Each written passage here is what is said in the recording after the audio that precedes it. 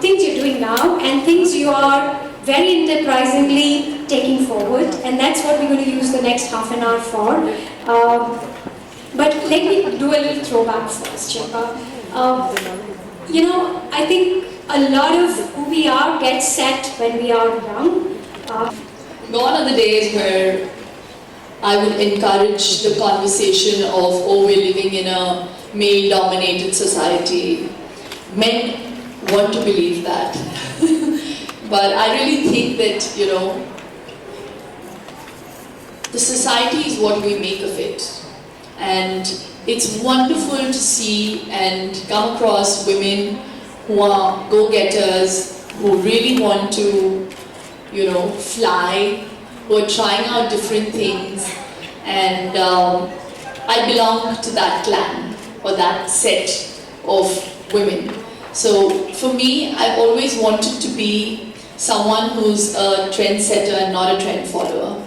And as you very rightly said, that came from my upbringing. Those thoughts were inculcated by my mother. I come from a society called the Bunt clan. We're Shettys. My husband wants to believe I'm Punjabi since I'm married to him, but I told him very clearly, born a Shetty will die a Shetty. You can't become a Shetty, you have to be born one. But we Bunts are a matriarchal society. And for us, it is more celebratory when a woman is born or when a girl is born into the family. So, girls were actually ostracized if they got married outside the community, because they realized that would be the end of their lineage. So they were not ostracized because they were upset because it's anyway such a small clan, what would happen to this community? Yeah. So we are like the Parsis from the south. Yeah, so we kind of very, yeah, exactly. So I mean, coming from that community and that thought process where girls were rejoiced. My mom came from a family of 2 sisters and her. She was the first Bunt woman to start working. Okay, this is way back 42 years ago, 45 years ago. And it was a big thing. She was the first Bunt woman to start modeling. Yes, so she modeled for Colgate and Forehands, and she still didn't get sued. Whatever is compound, and at that time there wasn't that much paper media and all of that, so it was in the theatres. And she was on the Eve's weekly cover. I still remember, I've seen those paper cuttings. So she was of the belief that girls cannot be curved. There's nothing different that she did if she, I don't think she would do anything different if she had a boy. And I have to give credit even to my father. Coming from the Bunt community, men can be very conservative, but he always encouraged both Shamita and me. He never made us believe that things were not achievable. Yes, only when it came to deadlines we became girls. But in terms of achievements, I don't think they ever curbed us from doing anything. So there was a time we were in the midst of doing so many activities. I was doing basketball, volleyball, doing dancing, doing cookery classes, the work. So we'd come home and we'd be dead to the world. And saying that, I want you to know that both my parents were working at the time while we were growing up. They were like cats on a hot tin roof. We only saw them on Saturdays and Sundays. And we've turned out great. So I really believe that when you are working and you're bringing up your children, it's very important to make your child understand the value of work, to understand that there is hard work being put in, because then they grow up to value you. for what you are doing for them. So I didn't have helicopter parenting, and I think I've grown up to be the kind of person I am because my parents let us be, let us grow, let us learn from our mistakes. And I have to credit both my parents for that. So my parents were really forward in the way they thought, what they believed. I was the first bunt girl to join the film industry. So I remember walking into, and it was a very big thing. 22 years ago, it was a big thing. So I remember entering this bunt wedding where most girls would go to find a husband.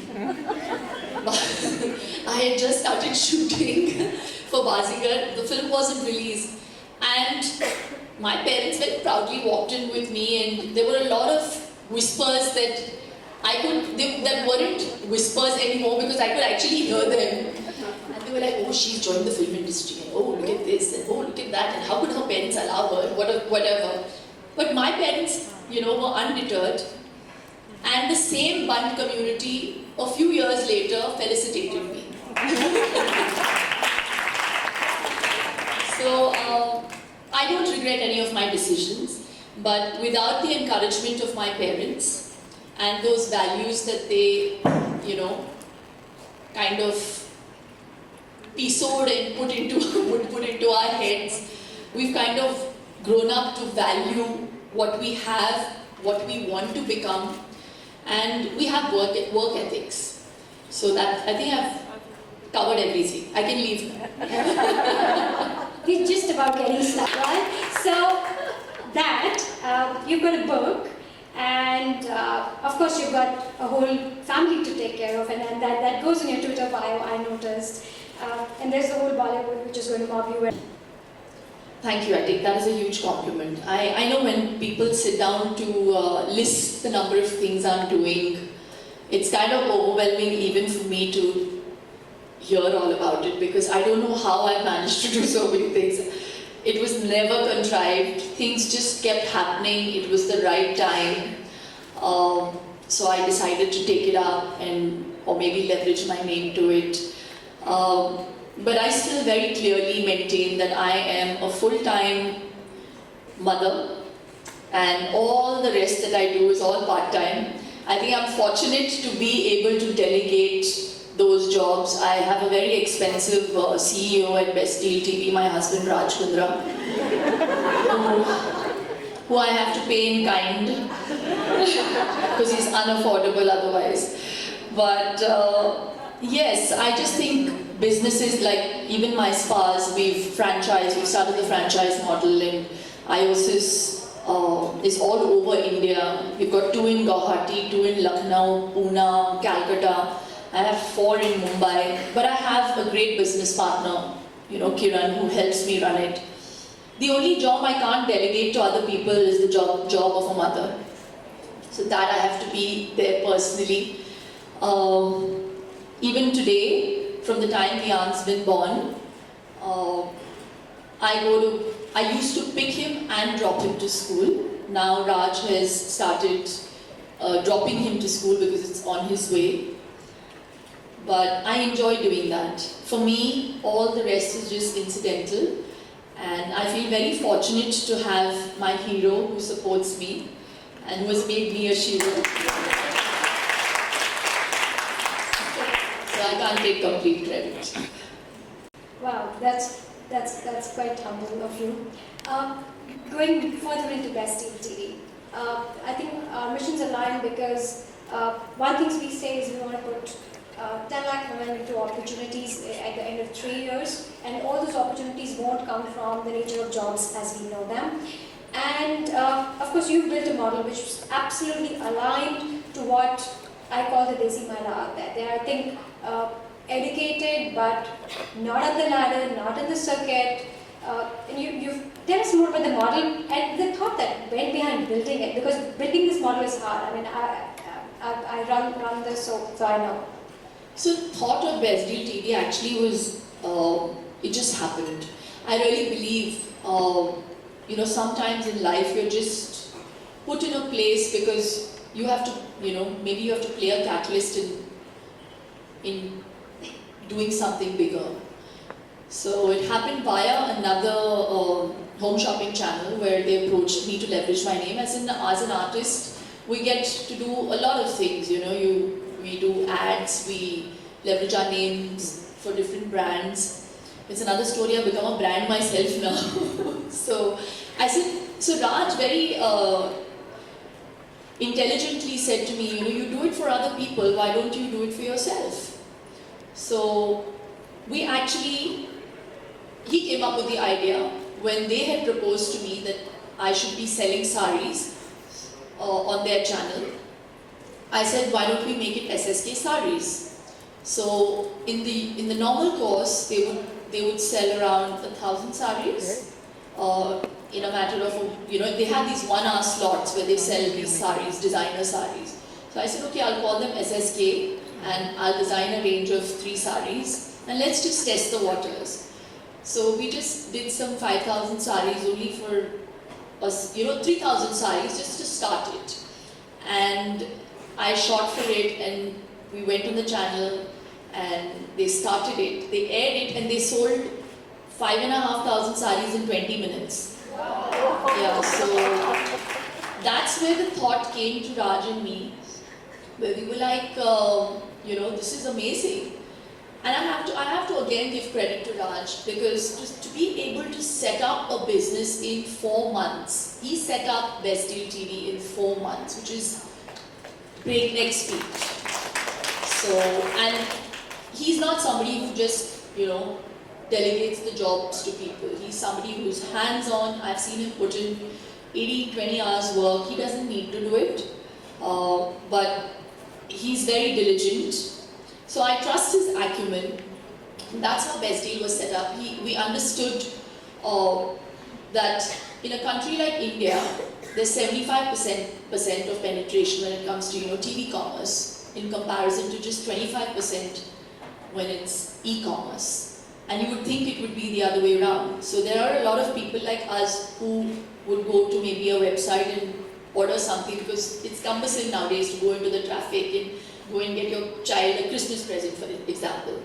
Here you go on, you know, the thing, Flipkart or whatever, ABC, conflict of interest. And okay, I'm buying something for my son, let me buy something for my mother-in-law, let me buy something. You basically do everybody's Christmas present. But for, you know, there's such a dichotomy. There are more masses than classes. I would want to believe that we are more the classes, okay? But there are the masses which makes up like 75% of our audiences and customer base. But those people can't even afford to, or maybe don't even have the understanding of these e-commerce sites. So somebody in Bilaspur wants to buy something for her son for his birthday. She's flipping channels after sending her child to school and packing food for her husband. She has nothing to do in the afternoon. She sees Best Deal TV. Okay. So yeah, and we at Best Deal TV have tried to carve a niche for ourselves in the market. We're trying to reach out to customers with quality-oriented products, you know, and with a good price point. So that's where we've tried to, you know, create a niche for ourselves in the home shopping business. So the idea was his. And then the whole idea of the direct selling agent, the DSA came up with purely the idea of people like me. If I had my way, I would be at home 24/7. Because I really think being a homemaker is the biggest job in the world. It's truly heroic. There are women out there who dedicate 24/7 of their lives to their family, and it's a thankless job. They are not getting paid for it and they do it with a smile on their face. And for me, I salute those women. So if I had my way, see, because you know, for me, it's easy for me to say that. It's easy, I can afford to do that. But there are a lot of women out there who can't. If they had a choice, they would want to be there to pick up their son from school, make sure they're there in time, to cook food for their husband when he gets back from work, cater and pander to his demands, the in-laws' demands, and be deadbeat by the end of the night, and still wake up at 6:30 in the morning again to prepare his lunch for his dabba, and drop the child to school, go and do all the errands. There are women like that who do this every day. So this is, you know, And what if she's sitting and watching television and she can actually earn a few extra bucks by just becoming a direct selling agent for the channel? There is no fulfillment, everything is done by us. She only has to go and sell the product. Maybe she's gone to the market and she said, अरे ये देखा ये नया कुछ निकला है best deal TV पे, ये बहुत अच्छे प्राइस पे मिल रहा है, एक 60 पीस स्टेनलेस स्टील का सेट दिवाली के लिए दे सकते हैं आप, या किसी की शादी पे जा रहे हैं, you can gift it. So that's how one, the word of mouth spread. So that was really the idea. I think it comes from a place that I came from. I am very middle class. I was born and bred in Chembur. Both my parents worked. My father missed. He would walk from a train station to his factory in Amarnath so that he could give us a holiday in Mathiran. So those values are very, very strongly ingrained in me. And I value those holidays, I value those times. Today Vian goes to a toy shop and every time he goes to a toy shop he wants a toy. So I'm very clear with Raj that, and even Raj comes from that learning. His father started off as a bus conductor in London. So we come from that school of thought.